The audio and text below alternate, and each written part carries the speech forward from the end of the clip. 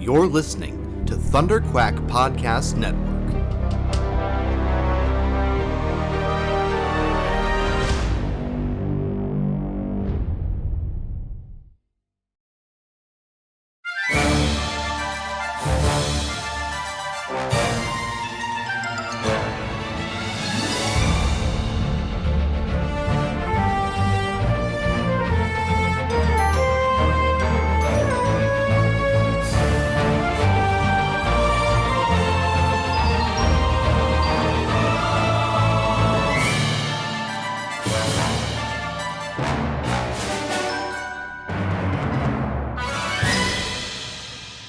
Welcome back to Forced Perspectives for the Mandalorian Season 3 episode, Chapter 20, The Foundling. I am not your host, Michael Cohen, but I imagine that I do probably sound a little bit familiar. I am, of course, the not even remotely illustrious Joe Hogan. Unfortunately, Mike Cohen is not going to be joining us this week. He's a little bit under the weather. He lost his voice. So I am taking this opportunity to finally get a word in edgewise.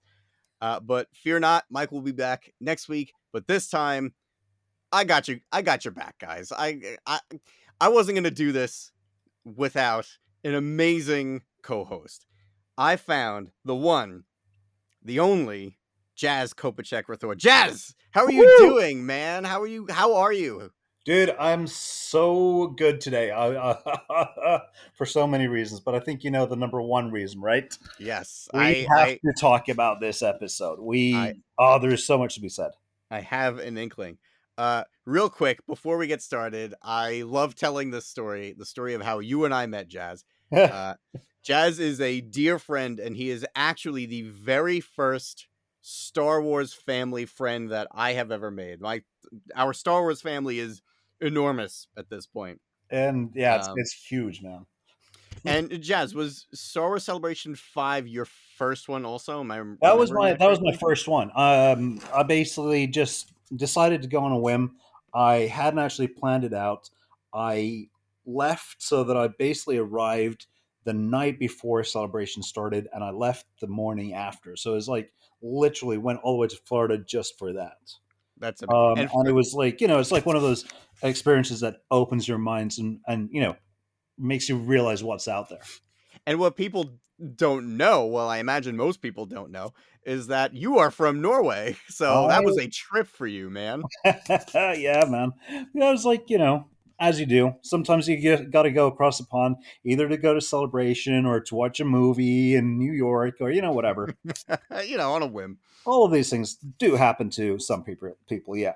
So, I mean, I imagine then that the flight from Newark to Orlando had to have been the last leg of your trip, because absolutely, yeah. If I'm remembering correctly, my other very good friend, I mean, really best friend, Joe Sabered and I, left here from New York. We flew out of Newark to Orlando, and it was just the one flight. And I sit down next to the window, and my friend Joe is sitting in the middle seat, and there's a little old lady who has the aisle seat. And I'm sitting there minding my own business. I'm sitting there reading a Clone Wars novel. I'm pretty sure it was Gambit, if I remember. I think it was Gambit. Yeah, exactly. Yeah. Just sitting there waiting for takeoff. I'm kind of a nervous flyer, so I'm trying to take my mind off of things. And all of a sudden I hear, "You're going to the nerd convention too?" And I look up and I just see this tall, just scary looking dude. He's got his tattoos all over his arms, and he's got these bed sheets and a button down, so like these Star Wars bed sheets turned into a button down shirt. And I'm just like, yeah, Star Wars Celebration. He's like, "Oh, cool." So we start talking a little bit about Star Wars and everything. And the little old lady who's between us says, "Do you boys want to sit next to each other?" Because she's like, "I do not want to deal with this for 2.5 hours. And Jazz is like, "Sure." And he just puts his bag in the overhead. And Joe turns to me. The look of fear in your eyes. You're like, "Oh my God, what's happening now?" Joe turned to me with the biggest saucer eyes ever. Like, what did we just get into? By the end of that flight, dude, we were best friends. Right? And we were family. It was like, chance encounter and just like meet the best people you could ever meet in the world. It was amazing. And it's like shows once again, Star Wars just brings people together. Yeah, absolutely. Absolutely. And it's I think Sabera actually was the one that said Star Wars Celebration always ends up feeling like a family reunion with people you've never met before. Yep, exactly. I think that's the perfect description, and real. I mean, our Star Wars family has gotten so big since then, but you were the first, my friend. Dude, it's gotten so big lately that sometimes you look at the family photos from Celebration and you're like, who's that guy? Yeah, right. Who is this again? Yeah. Yeah. Okay, fair enough. Whatever. It's great. But then someone always like, oh yeah, well that's the guy that we shared a cab with that night, and then we ended up Exactly. going to the bash Yeah, and like right. X, Y, Z. Dude, I am so excited. I mean, I know we're talking about Mandalorian today, but I am so excited that you and I are both going to Celebration Europe in 2 weeks. I'm so 2 excited that you weeks. are gonna be coming to Europe for your Ah, first time, dude. baby's It's like, first Euro trip. it's like I'm so much fun. It's gonna be so fun. Yeah, and I am excited to see how our family is going to expand this time, because someone's always bringing someone new, and Someone then new. immediately it's like, oh, I don't understand how it has to be the will of the Force, how we always get together and someone will bring someone in like from their own circles into our circles, and immediately everybody meshes just like perfectly. And It's it's like so unreal. weird, like, back in 2010, going to Celebration 5, I went there all on my own, not knowing anybody, not knowing who I was going to hang out with. I was just like, oh, well, it's a Star Wars thing. I'll go and I'll see, and maybe I'll hang out with somebody. And boom. And then, of course, it was like, really, kind of fortuitous because you did, your thing outside the artist alley where you wanted to show your portfolio. So you were stuck there pretty much that whole Right. day. And so me and Cerbero, we just like, cruised around, went to a couple panels, dropped by you every now and then, brought you some water and food and whatever. And yeah, it's been an adventure ever since. Yeah, it's crazy. It's crazy. I'm excited, man. Well, I am very excited to see what in terms of you know, if anything, Mandalorian is shown there, because I think we'll be on the 6th episode that week, right? Yeah, yeah. So I'm excited if we're going to see anything Mandalorian then. I'm excited if we're going to see Ahsoka. But in the meanwhile, right now, there's something that we did watch today. Chapter 20, The Foundling. Jazz, I'm going to let you take it away, man. Listen, this is if this is your first time listening to Force Perspectives, this is a spoiler heavy show. We're going to get into it. So if you have not watched this episode, we recommend you go watch it first and then come back here and just giggle with our giddiness while we just splurge and flip out right now. Jazz, what did you think of this episode? What was your highlight? I think I know the answer, but what was your Dude, the highlight? highlight Man? is pretty freaking obvious. It's like, Ahmed Best. I mean, Ahmed Best Oh, back in Star Wars. oh, And it just blew my mind. Like when those doors opened and he's like, don't worry, I got you, kid. I was like, oh my, dude, I freaked out. I was watching it with my friend Anne, and I almost fell off the couch, and she was just like pointing with her eyes just wide open. It was like this moment of revelation. Strangely enough, I actually knew he was going to be in this season because I heard it from a source who I'm not going to actually name, like months and months ago. But I didn't know wow, in what kind of iteration he was going to be. I didn't know if he was going to be wow. the character that he was in that kids show. I didn't know if he was going to be Jar Jar somehow showing up. I didn't know if he was going to be another Mando or whatever. And I, for some reason, never thought that he was just going to be like some Jedi. And the fact that he's a Jedi that saves Grogu from the Oh, temple is like, oh, vindication, dude, dude. It's I so so cool. so to kind of piggyback off of what you mentioned, uh Ahmed Best is the host of I believe, YouTube exclusive show, basically kind of a quiz show for Yeah. kids on their Star Wars knowledge. It's called Jedi Temple Challenge, and on that show, he does play Jedi Master Kelleran Beck, Oh, so it and is the same. It is the it same character. it is the same character. I believe on the show he has his head completely shaved, if I remember Okay. correctly. Um, I've never actually but watched the show. I really should watch the show. I watched it once or twice, and I recognized the name Kelleran.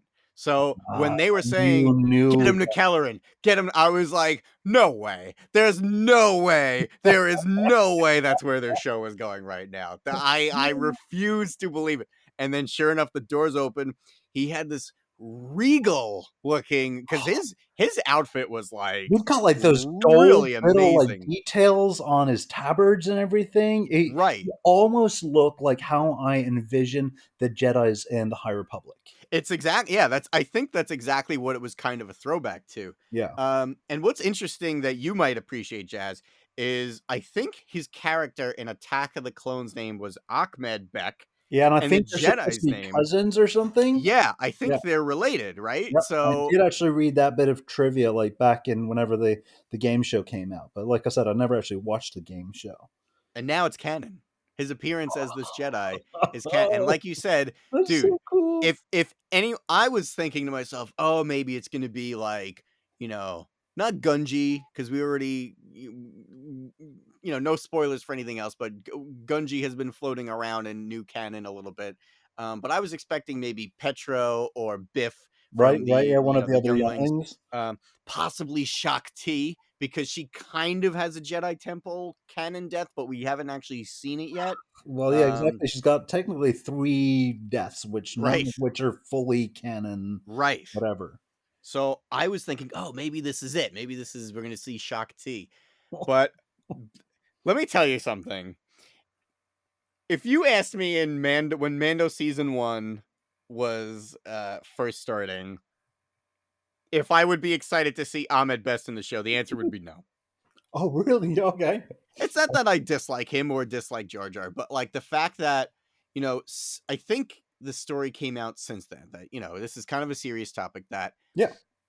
Ahmed Best faced so much scrutiny and unfair criticism and really hate, right? Like internet trolling and even into his face from a very dark part of the fandom.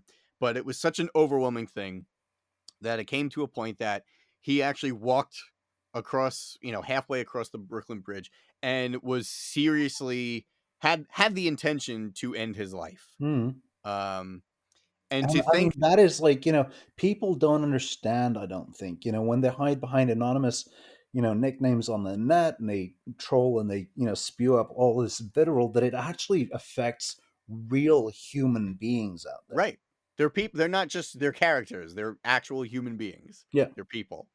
And I'm not saying that I'm happy he didn't do it because we got this, but there's something that's so like inspiring that this man was so beaten down, and really he did an amazing job with the Mhm. character that he was hired to do. Like, love or hate Jar Jar, we only have Jar Jar love here on this show, but Absolutely. no And matter, no matter what, like, he was told who he was supposed to play. He was directed in such and such a way, and he did an amazing job.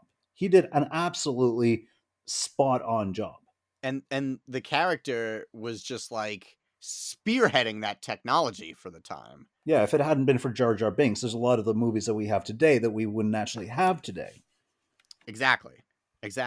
So to think that, we almost lost Ahmed, and now he is the savior of what I would argue is maybe the most beloved Star Wars character of the last decade. Yep. To have come about, and is now a crucial, pivotal part of that character's story and background, and the outpouring of love that I'm seeing online for Ahmed and his portrayal of this character.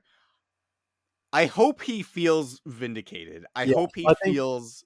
I remember, like, back at Celebration Chicago back in 2009, where he was on for the Phantom Menace panel, Mhm. and the standing ovation that he got when he came on stage, and it just went on and on and on, and he saw him light up. I think he was really, really nervous before he actually came out on stage, but I think like that smile that he like showed, I hope that that's the smile that's on his face today, because he Yeah. did such a bang up job, and suddenly he realizes, okay, there might have been people back in 99 who were like, 30-year-old trolls that were just hating on him. But all of the kids that loved Jar Jar back in 99, including yours truly, They Yeah, you're a veteran I love Jar Jar Jar. I'm Jar, looking. I'm die-hard looking Jar at Jar fan. several Jar Jar figurines in my apartment right now. And we all love him, and I hope that he actually feels and knows that. Yeah, absolutely. Well, yeah, I definitely think he's getting the message across today by the look of it. And it's cool that stuff like this and stuff like Kenobi did the same kind of thing for Hayden and Ewan, Hmm. because Hayden and Ewan, like, back in the day, they got so much crap for the prequels that, now the people who grew up loving the prequels, who the prequels were really essentially for, have this deep appreciation and love for those characters and those actors' portrayal of those characters. Hmm. Um, it's sad that it took so long for them to feel that love and appreciation because of the very vocal minority of fans who just their dislike of certain things just did all of the driving. Like, it was the squeaky wheel gets the oil, right? Yeah. But I um mean, like looking at Celebration London coming up now in a couple of weeks, and I look at all the different groups on Facebook and stuff like that, and the number of people that are thrilled and so excited about having a photo up with Ewan or having an autograph from Hayden Christensen and stuff like that. It obviously shows that people love these guys. Absolutely Absolutely. love them. I don't know personally, like I've never been like either an autograph collector or one of those people that pays to have a picture with a celebrity. But with Hayden, I did both of those things, and both Oh, those are up on my wall, and I look awesome. at them every day when I have breakfast, and it just like gives me so much joy and pleasure.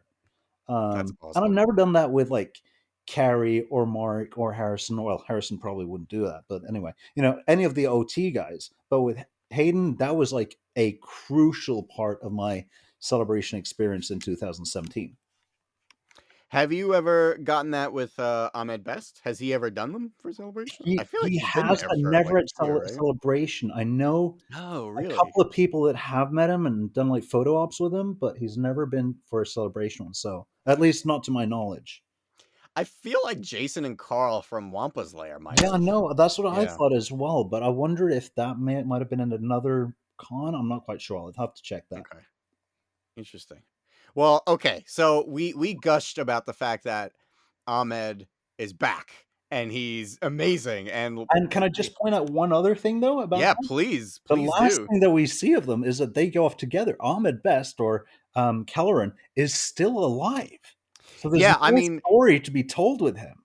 the what I definitely want to get into next is the actual scene itself. Jazz, what did you think of the actual scene? Like, what did it do for you other than like, holy crap, Ahmed Best is back? What did you actually think about the sequence of, once Grogu gets to Master Kelleran Beck, Well, I and mean, then we just launch into the sequence? What were your feelings about it? I think one of the things that really struck me like most was the fact that Kelleran Beck uses two lightsabers. I've been wanting to see that in Star Wars for such a long time. I mean, we Hmm. saw it a little bit in Episode 2, where Hayden gets Ewan's lightsaber and he fights them for a couple of minutes, and then he just carries on with one. But the fact that he does this whole sequence with two lightsabers, one blue, one green, he's like deflect. Oh, and when he force pushed that one clone over the edge. Oh my god, I just lost it. That was like so cool. And Yeah, can I just give a shout out for the clones? Like both the clones that he like fights against up on that balcony, and also the ones that like chase after him. I mean, specifically the fact that we've got a shock trooper, and I've got a special place in my heart for shock troopers, of ah, course. So that like was like quite exciting. Anne was like, "Oh look, it's you, it's you." It's like, and I was like, "Yes," and I'm like fighting against the good guy. That's not really that isn't against Ahmed Best, right. It's like, you've become everything you've ever hated, Jazz.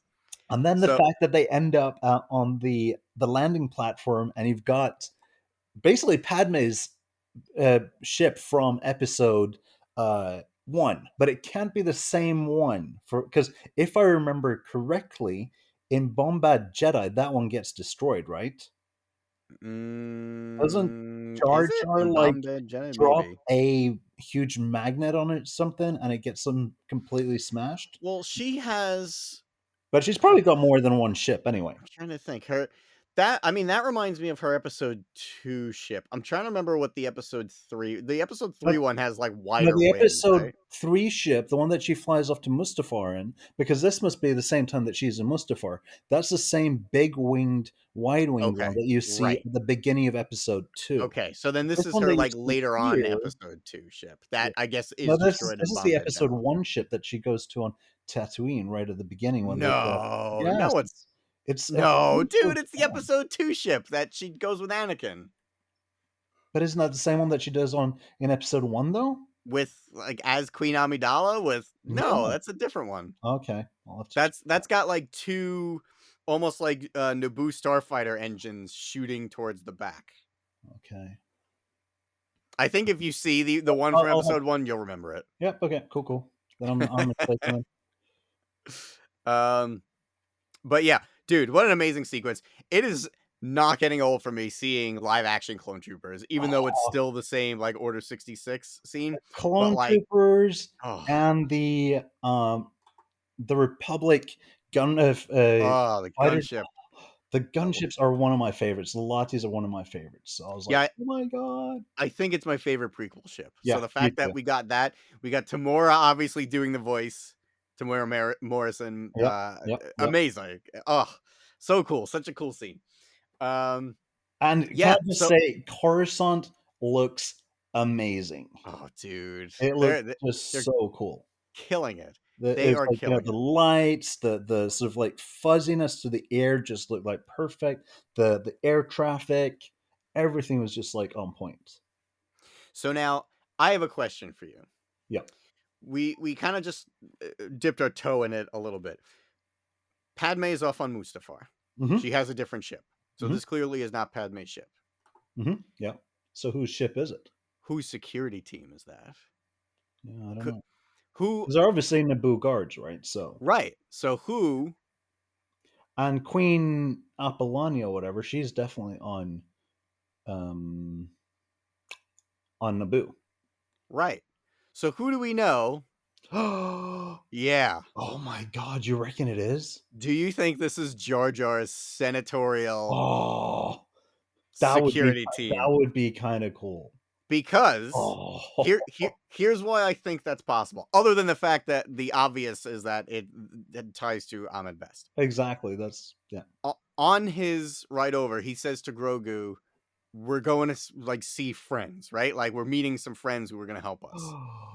And oh my god! And then when he gets there, they don't know him. They're saying, "Oh, are you Jedi Caloran Beck or whatever they say?" they didn't recognize him. They don't know him. Yep. So he has a friend That from they know Naboo working for, and he that has actually access to senatorial crafts. And right. Dude, I never even thought about that. Dude, I think Jar Jar Binks saved Grogu. Oh my god! think- If that's true, that would make me even more happy. I think it's possible. Oh. I think it's possible. Do you reckon we maybe might even see Jar Jar then? I think we could. He was not on the ship though, because Caloran goes up the ramp and he's the one that flies out, and Yeah. we obviously didn't see Jar Jar there. Yeah, but I don't think Jar Jar would be flying any kind of starship anyway. Right. And I want to say we're gonna see more of that scene, but they've been so like hush hush about how much of it they're giving us at a time. And I feel like we're only really getting one flashback per season of this Order 66 sequence, right? Mm. So I don't know. I don't really know what to think of in terms of when we're going to get more of that. But, oh boy. Oh boy. I'm pumped. That whole sequence. Oh, could I also mention the one thing that I thought was kind of cool was like, when before he actually reaches the senatorial ship, whoever it is, they go through and they see the stone, the Utunu stone or whatever it's called. That was kind of cool. And I was like, I turned around to Anne and I was like, oh my god, look, it's the same stone that we saw last week in Andor. Oh no, that wasn't Andor. It's like, yeah. But that was cool, like, tying that together as well. That was really cool. Mm-hmm. Yeah, it was I really they're getting a lot of mileage out of that CG set. Yeah.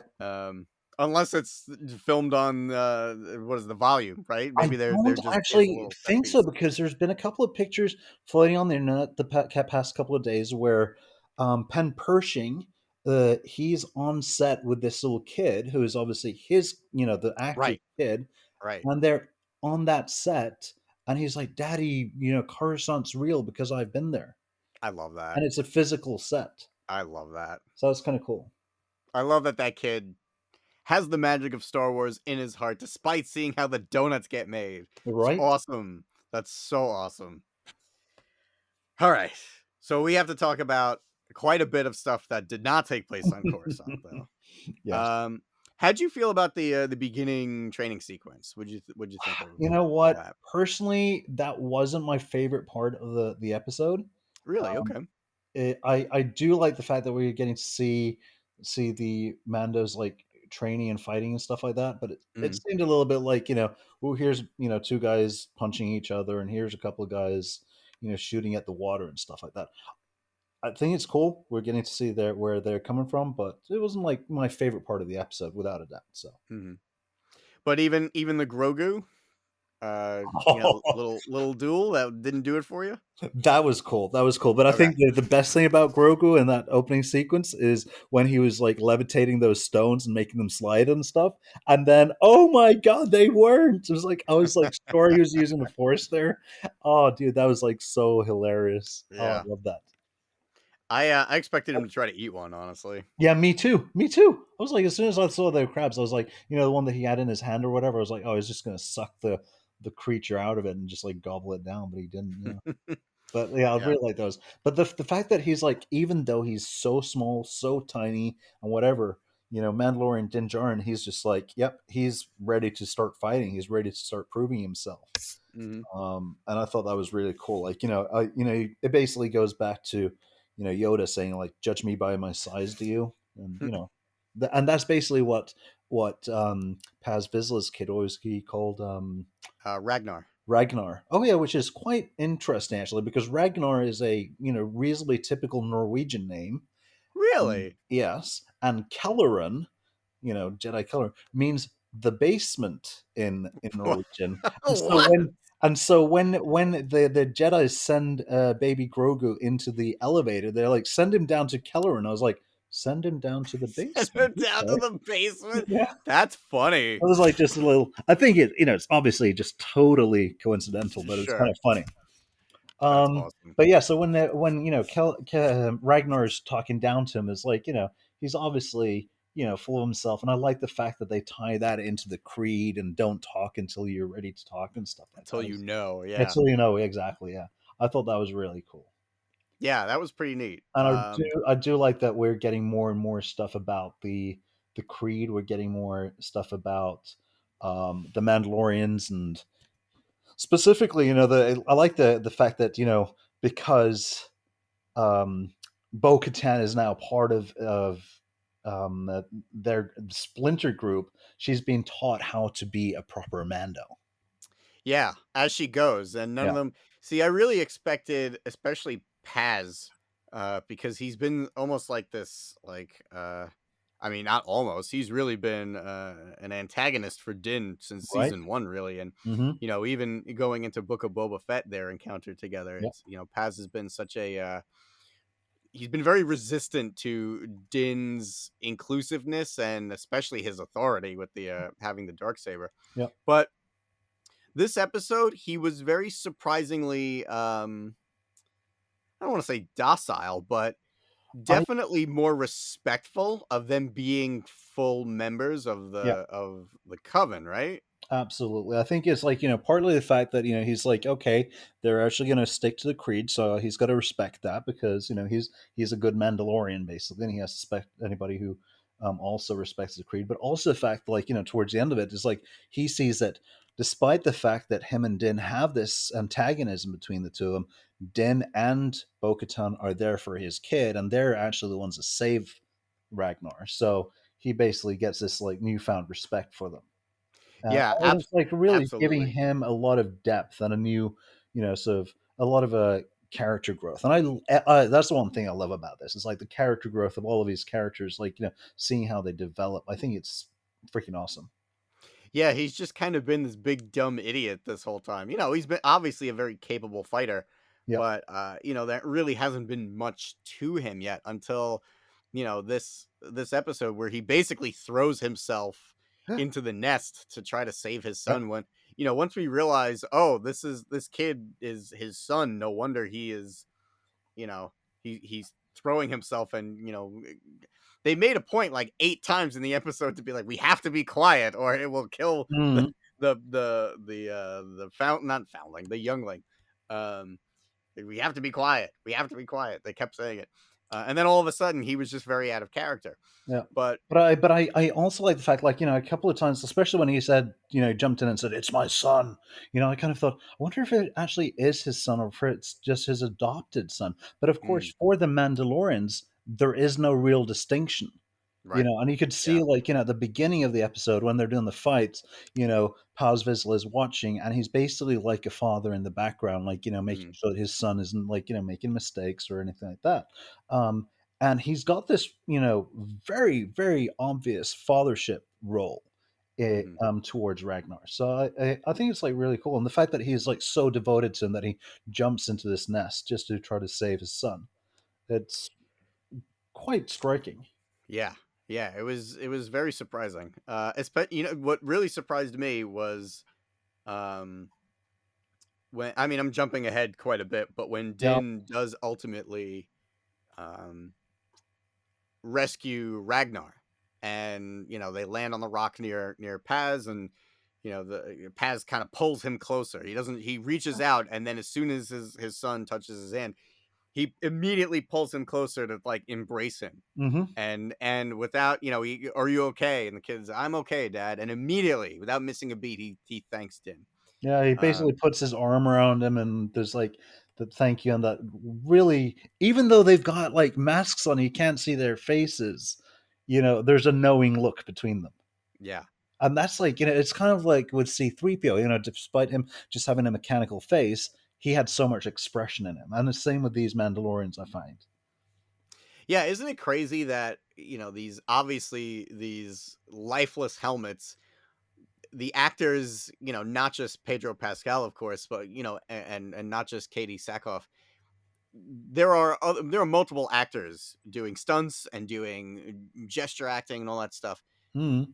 Isn't it crazy how emotive they are with just their body language, and you Exactly. always know how these characters are feeling despite them wearing a helmet I'm sure masking because, like, their I facial know expressions? I know Anthony Daniels before he played C-3PO. He had some both stage acting in London, and he also did some mime acting. So he basically was very aware of the way that he used his body, and body language is very emotive. And so I'm sure these guys must have had like some kind of a coach that has taught them how to use their bodies, their arms, their chests, etc., just like in the way they stand to express what they're feeling.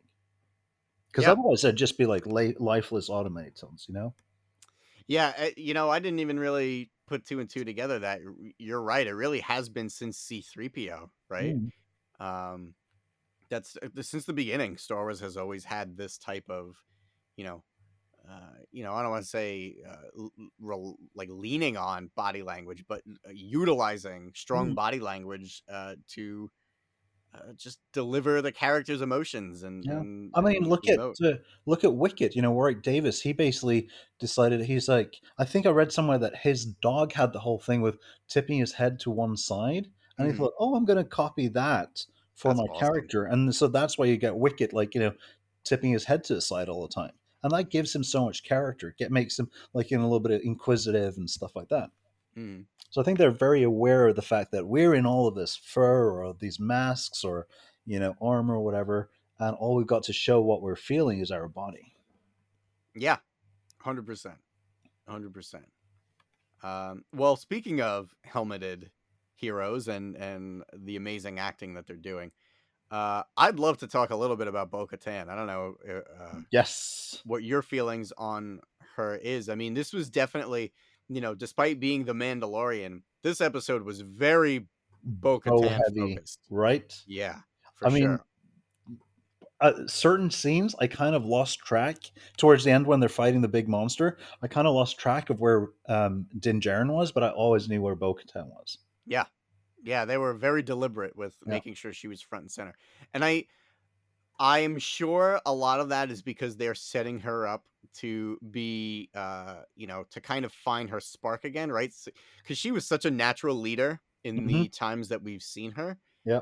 And Um, so far in this season, like the first couple of episodes, she was so dejected, just like right. lounging around in that throne room or whatever. And Yeah. she seems to be back into things, and she's even saying, this is the way. So that's kind of cool. Yeah, she jumped right in Yeah. real quick. I Yeah. I was surprised at that. Yeah. Um, Yeah. but Because even go back ahead, when it sorry. was at season 2, I think she was actually quite dismissive of the fact that they were just like, zealots and an offshoot and stuff like that. And, but now she seems to really, be taken by them. Yeah, I think a lot of that is it's so important to really see her whole history, right? Because she started in Clone Wars, and there really wasn't a ton of character there. She was really just, for the most part, Pre Vizsla's kind of second in command, and then Mm. we saw a little bit of character development once Pre Vizsla was dead, and she splintered Death Watch off and helped Obi-Wan escape, and Yep. Yep. and then eventually, obviously, she was very heavily involved with the siege of Mandalore against Maul's super commandos, and So good. um, so we got a little bit more of her. But then in Rebels, we kind of see the whole um, beginning of the end for her, right? Yeah. Where she rose to leadership but did not actually earn the dark saber, and as a result, it's kind of believed that her reign was cursed because she She was didn't not actually earn the dark right. saber She exactly. Yeah. she was not the true Mandalore. So, you know, we saw how that played out, and behind the scenes, and now she's at a point where she tried to lead. She was really it didn't work out. She felt, I imagine, like a fraud. Everyone abandoned her by the beginning of this season, and Mm. now we have her kind of getting her self-confidence, but how Stella got her groove back, Do right? you think? Can you imagine a situation in which she can get the dark saber back from the Mandalorian? I Yes, what I think could happen is that someone might challenge Din, uh, win the challenge, or at least somehow get the dark saber from him, And and that then she will she kill the person who took it from Din. That makes sense. Okay, yeah. Because Because like I'd because love to see her getting the dark saber back. I think yeah, I that would be like poetic justice, but it's just like how that comes about. yeah, I would be down with either Din or Bo, honestly, being the Mandalore. Um, Hmm. but I think we might be seeing some hints that Din is going to help her get to that point. Like that's going to be one of his like purposes as a character, is to, because I think a strong character isn't just growing themselves; it's helping, it's elevating the Others people to around be them. who they can be exactly. And I Yeah, don't think he's actually interested in being the Mandalore. I think no, mainly not at he all. just wants to be a good dad to Grogu. Right, but we also know that a lot of the times the people who don't want power are usually the The ones who are ones that have best it suited thrust for it. upon them. But I also think that Bo is in a position now where she's kind of learning the actual value and meaning of leadership. Mm. So, before she just wanted it as a birthright, and now she's earning it, if that Yeah. makes sense. Like And she took initiative. I think she also realized that if she's going to be a leader, it comes with certain responsibilities that she can't shirk away from. Right. Before I think she just wanted the power for the sake of the power. Now Hmm. she wants the power in order to help her people. Yeah. Yeah, exactly. So now that she's kind of, her perspective is changing a lot because of her experience leading up to this point, and now being among these people who she used to think were just like you said, were they're just these crazy religious zealots, but Mm. she's seeing, they kind of have their act together. Like Yeah. they kind of know what's up, they know what they're doing, and they're And they live by this creed, which basically means that they have an honorable way of life and they look out for each other. So yeah, and they truly care about Mandalore. Mm. Yeah. So it's kind of the family she hasn't had her whole life that she's kind of always wanted ever since, whatever happened when she was younger and she lost her dad and Satine, and I hope Satine gets a name drop at some point. Yeah. At some point, she has to, Um, right? but yeah, she's clearly going through a transformative arc, which I'm cool with. I know a lot of people are upset that like the Mandalorian for the last 2 episodes hasn't really super been about Din. Hmm. Um, but I think that's silly, and I think Yeah. there's clearly a reason we're developing these characters that are not Din. I think all that stuff is going to come to fruition. Probably not by the And end of this I season, also but like with both this episode and the last episode, you've had like side stories. So it's like the flashback with Grogu, and then last episode it was with Pershing, the simultaneously. But it's like bracketed or bookended by the Mandalorian. mhm. So it's not like we're completely disregarding the Mandalorian. This is just like this is another story that has to be told in order to further the full story. Right, and it's also important to note that her relationship with Din and even Grogu is changing with Mm. these changes, right? Like it's not just she's having this journey and we're just focused on her. Like I don't know if you've noticed the way she's treating Grogu is Hmm. very motherly Right, now.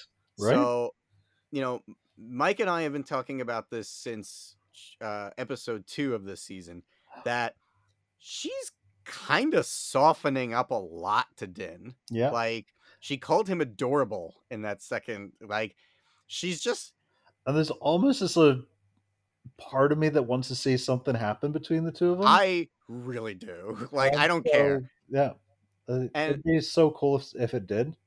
yeah, it's something that I think I brought up last week that I noticed. I was talking to my fiance Tina. You obviously, Jazz, you know Tina, but in I know, case Tina, yeah, anyone of is course. listening and does not know who Tina's my fiance, and we watch everything together. Um, so I was talking to her recently about, Mandalorian is such a love letter to Star Wars, especially like, George Star Wars, original Hmm. trilogy, obviously tons of Absolutely. prequel love, and they're setting up stuff for the sequel trilogy, of course, but like hardcore fundamental Star Wars. And what's a part of Star Wars that we have not seen in Mandalorian yet? It's a love Love story. story. Yep. So, Which is and so central to George's Star Wars. right, exactly. And I'm thinking to myself, oh, it's so strange that they haven't even like tried to do that yet. Mm. And then the more I thought about it, it was like, oh, well, a Mandalorian love story would probably be very different than, a Han and Leia love story or an Anakin and Padme love. Those two love stories are very different. I So wonder. I wonder if there's something in the Mandalorian creed that if you do have a relationship with another Mandalorian, you're allowed to remove your helmet then, or do you have to I just don't like know. not ever kiss? Yeah. And Just remember, and bonk heads. yeah, so I don't know. But yeah, man, I think all of this to say that, we're getting Bo um really growing as a character more than ever, more than Clone Wars, more than Rebels. hmm It's super exciting to see. yeah, especially Um with episodes like this one where she's so central to the exposition.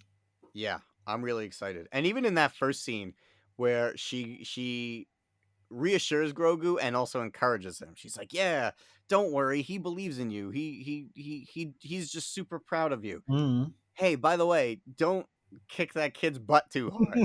Like, what a mom thing to say. And then meanwhile, there's just Din standing there as the proud dad who's just like, "Yeah, you're gonna do great. Go ahead. Don't worry about it. Go for it. Yeah. I know you can do it, son." And he was very like putting Grogu in the water, sink or swim kind of moment. Um, How did you like the flying monsters at the end? Uh, you mean how do I like them coming back? Well, yeah, Like basically, did you like their physical appearance? The fact the what did you think of them in general? they are terrifying looking. Yeah. Like baby birds are scary no matter what, whether it's that galaxy or ours. Baby birds are scary ugly, right? Like So terrifying looking. basically, I have had birds since I was about 7 years old, and a couple of Okay. times our birds have had chicks. and they look like these ones.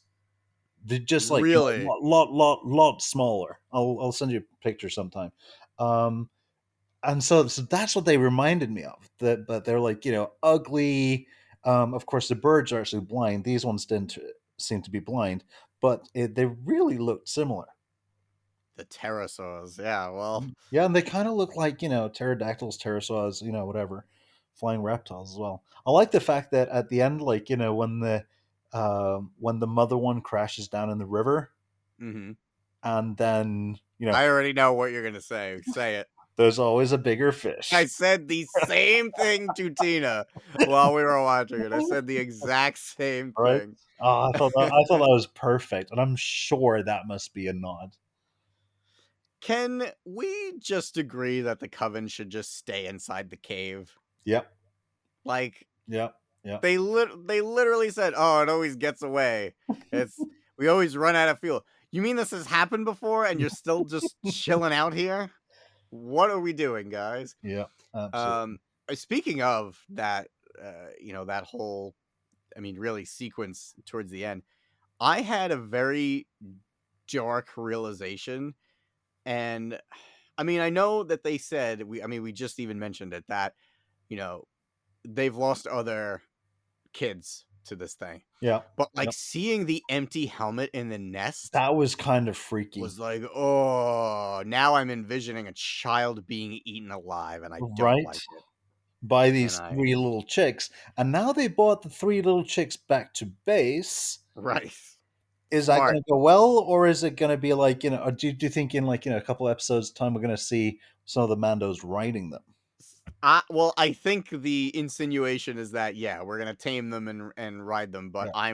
I'm worried we could also get a Jurassic Park scenario. Exactly. So I don't know. It's hard to say. Yeah, there's not a lot left from the trailers that we haven't seen yet. Really, the only thing I can think of is the Mandos on Navarro. Oh yeah. That's we haven't seen that yet. So I How many imagine that episodes do we have left now? Is it 4? No, 2. No, no, no. more This is than number that. 4. Yeah, we've This got is 4. 4. We Yeah, have we've got 4 left. Yeah. 4 episodes left. So I imagine if we go to Navarro the next episode, then everything else we're blind for the Oh, rest of the season, and which is usually the speaking of case. Navarro, can we just mention the fact that this episode today, was directed by Carl Weathers? I was not expect I was when like, I when that knew came that, up at the end, I was like, "Are you kidding me? I was Holy positive. crap!" I was positive this was going to be the Navarro episode for that reason. Yep, me too. I was positive. Oh, Carl Weathers. Okay, cool. We're going to see Grief Cargo, who is maybe my favorite character in the show. He is He's so so awesome. cool. I mean, the love fact it. that he's got like little droids that actually like pick up or carry the end of his cape. That's like so cool. It's like, oh my god. It's so that character. Yeah. It's so But perfect. the fact that he directed this was just like amazing. It was so cool. It was And chef's kiss. so was that, and seeing the name Ahmed Best Oh, in the dude. final scroll, that just like made me so happy. This is not me just saying this because it's like, oh, I was so touched by. I actually cried when I saw Ahmed Best. I just had like tears all over the place. When it registered that it was him, I'm getting like a little choked up now thinking of it. We already gushed about this ad nauseum at the beginning of the episode, but dude, it's so cool having him back. Absolutely, it's so good. It's so good, and it's so well deserved. But and dude, he was really good with those lightsabers. I've got to say, it was awesome. I've done like dual wielding lightsabers a few times, and it's not easy. And it's like you got to have like one of those female brains that can think about 2 different things at the same time. But oh my god, it was awesome. Yeah, he looked great. I watched the episode twice, and I want to go back again just to watch that entire sequence again, just because it was one of those I things was where it's wanting like, to rewatch it just before this chat, but I didn't have time, so I'm going to watch it afterwards. yeah, I've only seen it the one time this afternoon. It reminds me of, I did this with Luke at the end of season 2, Mando. Yep. But it reminds me of when I got the Attack of the Clones DVD and brought it home and watched it, and then after that I kept watching from this party's over to the end of the Yoda fight. And I did it like Over and over all again. day. Yep. I just kept going back to that chapter. I think it was chapter 37, if I'm remembering correctly. I did it that often. I might be wrong, but I'm thinking chapter 37 in my head for some reason is where I was starting. I don't know how that DVD worked for as long as it did after the amount of times I watched it. But can we also just give a little shout out to the puppeteers and the people that made dude. the puppets? Because the fact that, like, I mean, first of all, like, Baby Yoda is looking, way better than he has in seasons 1 and 2.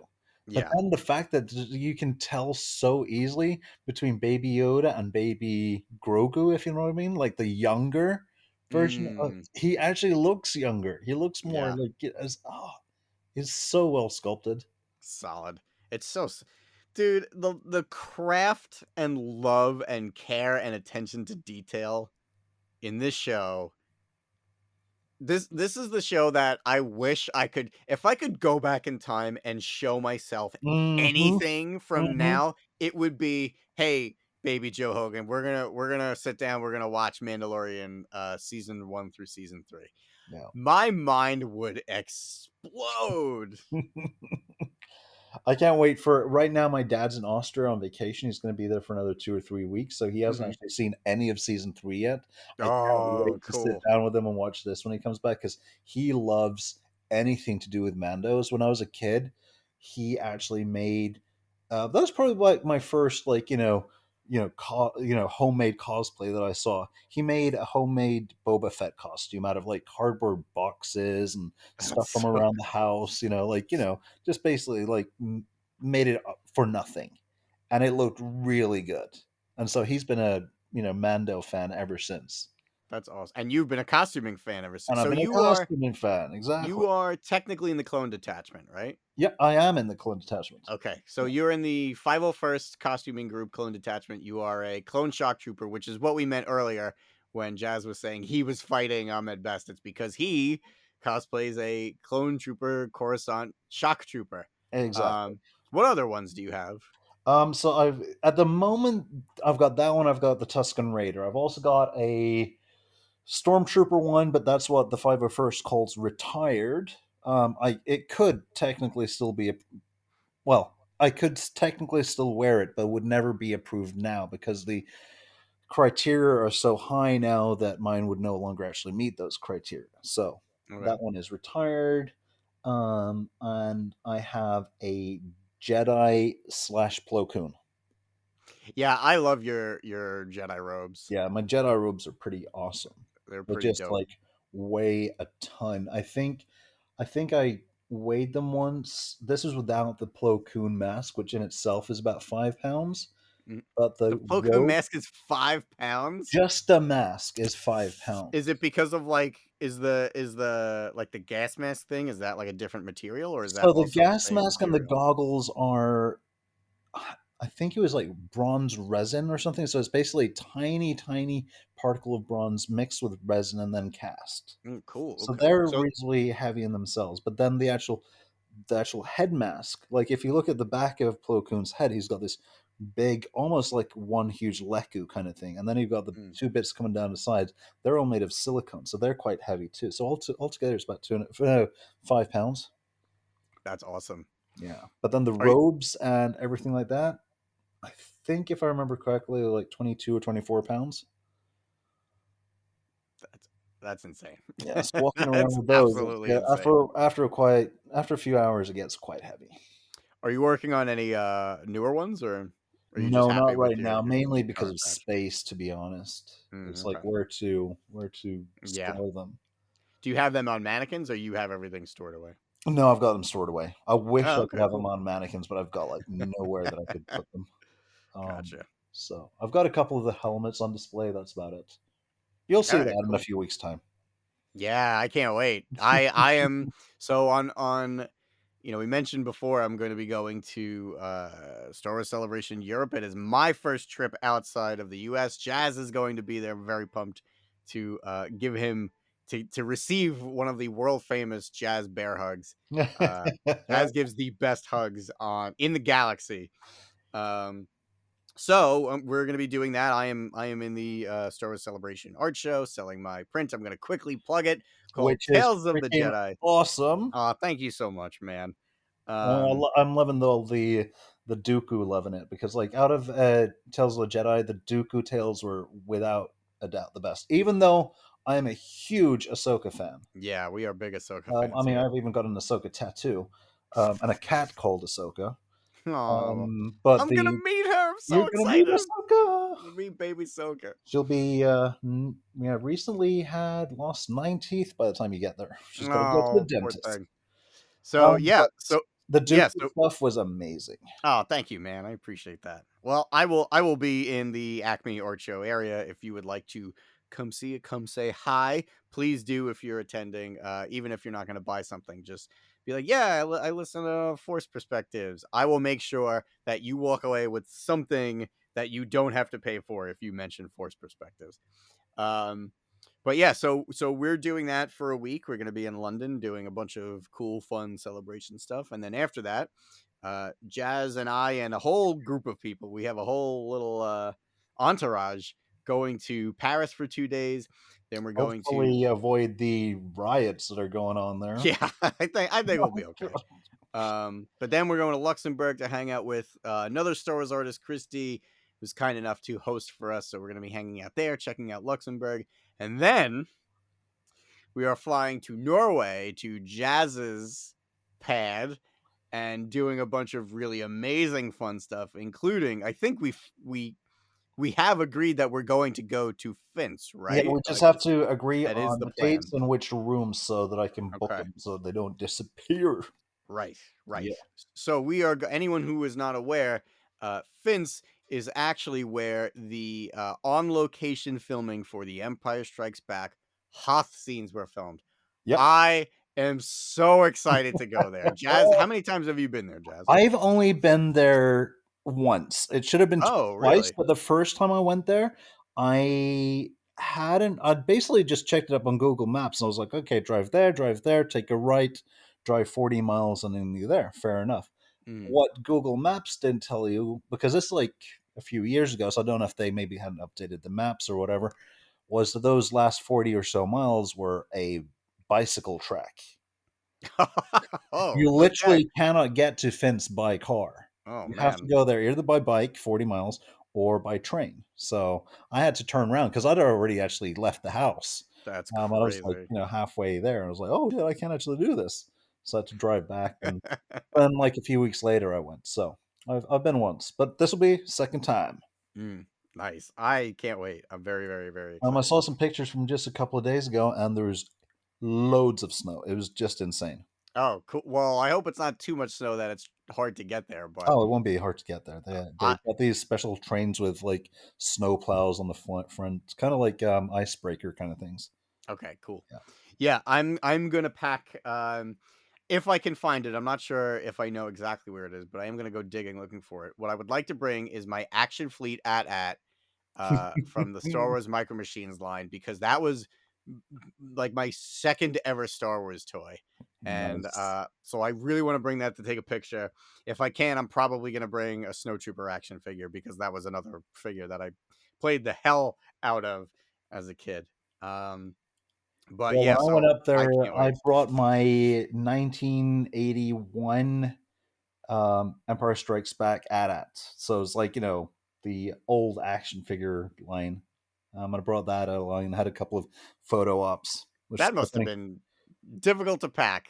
Well, like, it was so difficult that I couldn't actually put it in anything. I had to carry it under my arm, which gave meant I got a few looks on the train, like Oh, all of I these love it. Norwegians with their skis, and there's me with a Star Wars toy. I love it. I love it. So You are Jazz, let me tell you, you were the perfect guest today, being the biggest Jar Jar fan, the biggest Ahmed Best fan, the biggest star probably you guys are not getting the full extent. Jazz is a walking Wikipedia.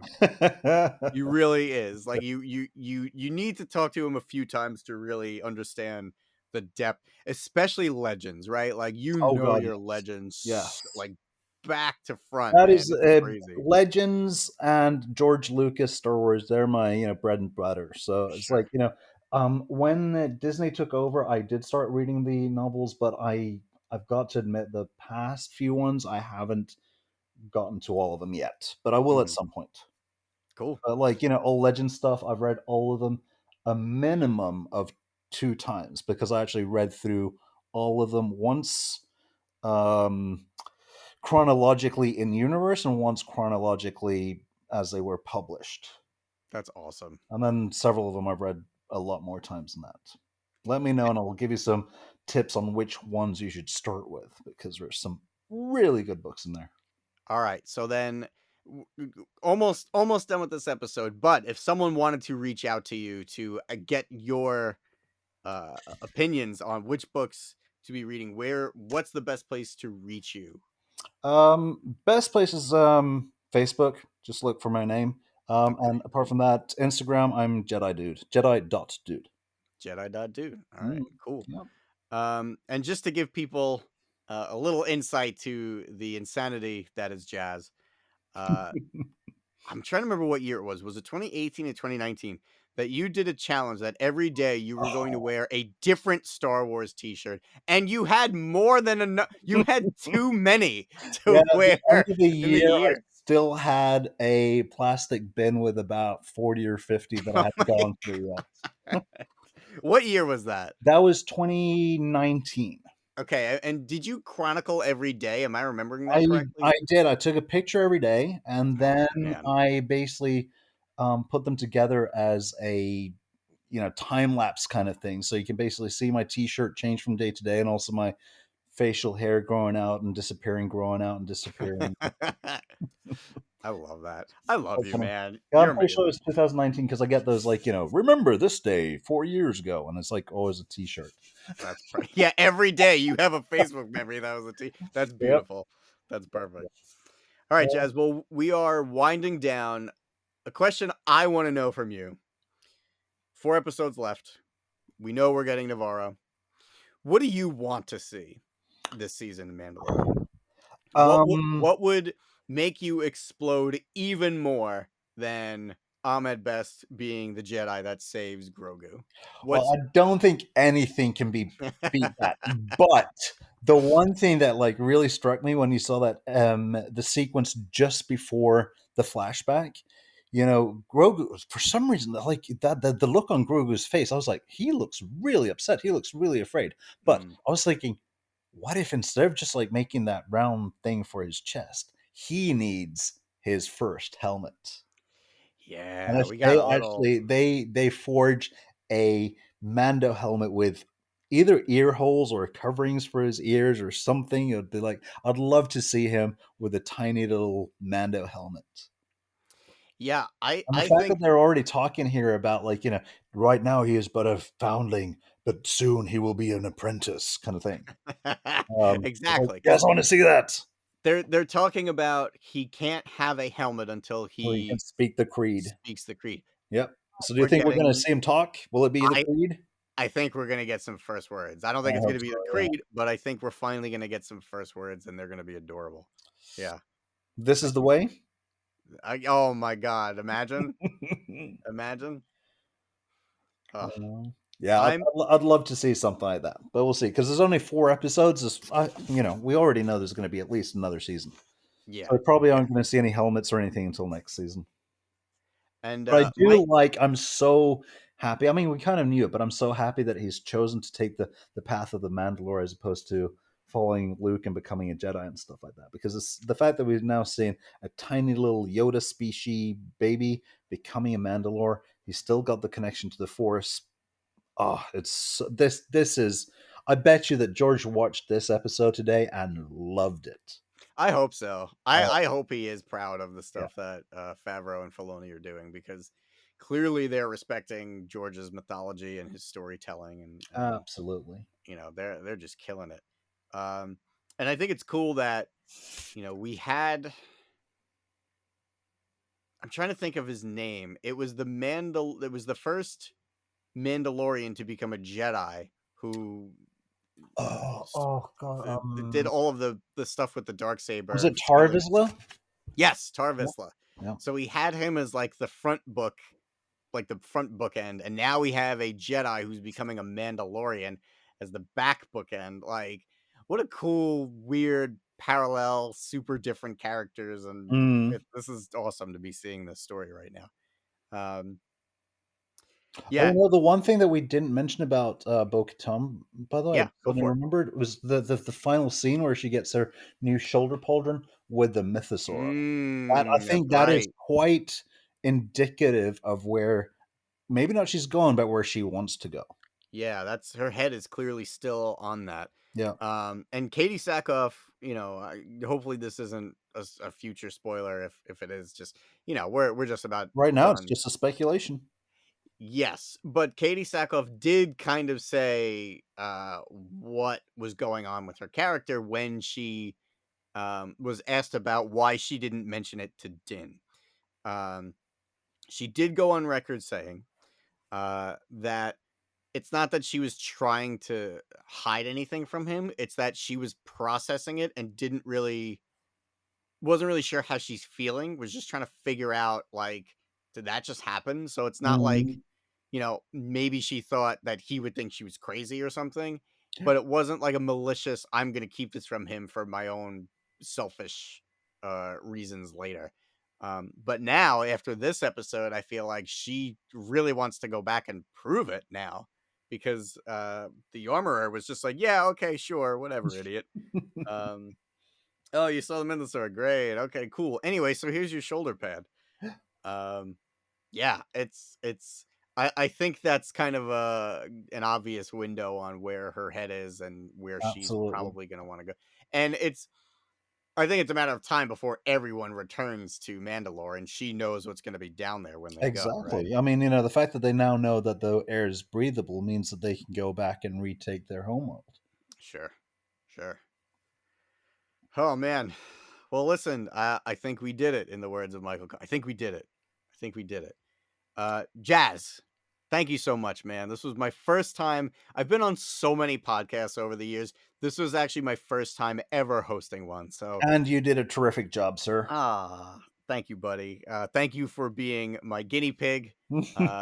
I had a great time. I had a great time I had an recording this. amazing time. I thought that I'd need to rewatch the episode in order to be able to have a couple of words to say, but you know what? There's so much to be said after just watching once. So yeah, this is definitely the best one so far in this season, and possibly my favorite one so far at all. Ever. Possibly, Wow. yeah. I mean, I agree. Definitely It's this it's season. definitely my top three. So my top three are Okay. basically this one, Luke, and Yeah. um, Cobb Vanth. Oh, cool. I Okay. love the Cobb Vanth episode. So Calvin. So, can we count the Book of Boba Fett episode where he gets the N1? I know that's cheating, but I think that one's in my top that three. is really, really, yeah. When he got the N1, that kind of freaked me out a little bit. Yeah, that was pretty stellar. Well, okay, awesome. So, uh, Jedi.dude, I'm sorry, was that your Yep, Twitter that's or was it. that Yep. That's Instagram. Instagram? Okay, great. Yeah, And I'm not then, on Twitter. Yeah, I'm pretty much on Jedi.dude on everything, okay, cool. including And, Facebook, actually. Yeah, so oh, okay. So you should be 'cause it's- easy enough to find. exactly. All right, awesome. Well, next week, chapter 5, I'm not sure what the name of that episode is. I haven't Um, actually checked. but Mike will be back. I will be back. We will be discussing it. It will be my last week on the show because, like I said, the next 3 weeks, all the way up until the finale, I am going to be gallivanting with Jazz all over Europe, and so many other amazing Star Wars artists are going to be with us, and my lovely fiance Tina is going to be with us, and I am so excited to do that. But you guys are stuck with me for one more week before Mike has to figure out who he is going to be. We'll just have to have a Co-hosting. couple of Mando chats while we're together on trains in France and Germany and Luxembourg and wherever we're going. We are definitely going to be able to make that happen. We're going to be Oh talking yes, Star Wars for 3 straight weeks. hell yeah! Awesome. Well, Jazz, thank you again so much. Thank you guys for listening and tuning Thank you in. for And having me. of course, dude, of course, you're amazing. And yeah, we will see you guys next time. This is the way.